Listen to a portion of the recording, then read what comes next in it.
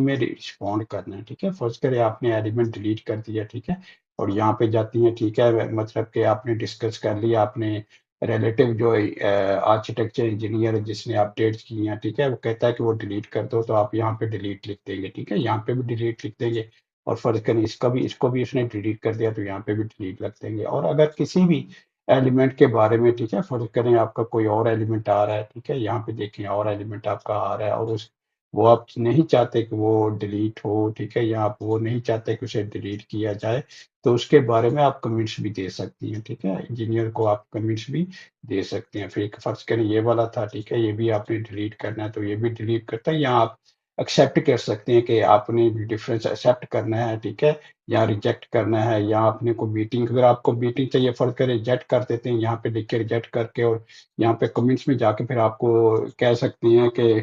we need